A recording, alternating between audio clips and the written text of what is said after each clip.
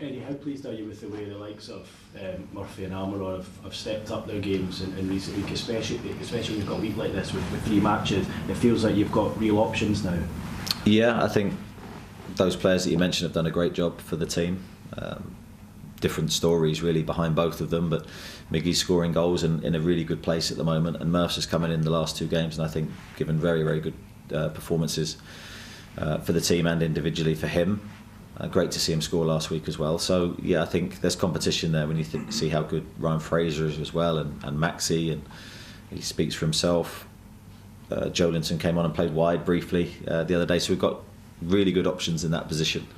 But we're going to need them because every game's different, the challenge is different, there's different physical demands as well. So I'm very pleased to have that strong group. I know a few weeks ago, I think you spoke about Bruno and the links with Real Madrid. He spoke after the game last week saying that he had a conversation with them in the summer. That's all it was. He wants to stay here a long time. How did that make you feel?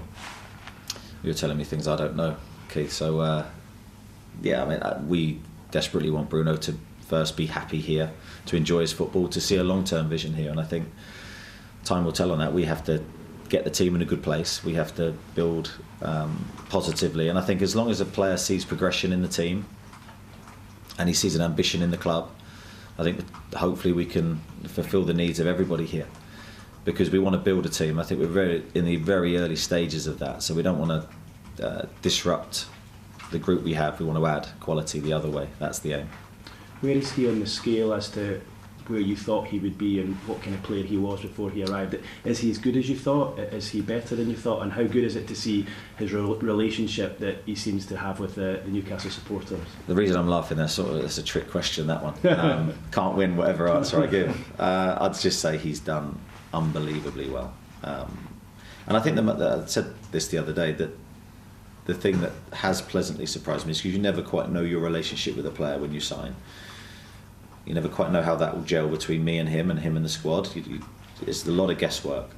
But that has been the most pleasant surprise for me. He's fitted in so well, and he's epitomised really the team spirit and the drive that we need to be successful. And I think the supporters have seen that and taken to him from day one.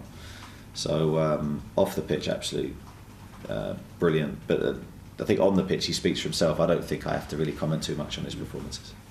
You touched with Razor there on Man United. It looked at the start of the season that they were maybe a bit fragile. I think that'd probably be the best way to say it. A couple of heavy defeats for them. Do you feel that they're over that spell now and beginning to settle in? Yeah, very much so. I think whenever there's change, I think at a football club it's difficult. Initially, it can go one or two ways. It can go really well at the start, or sometimes you can find it difficult, as I found here.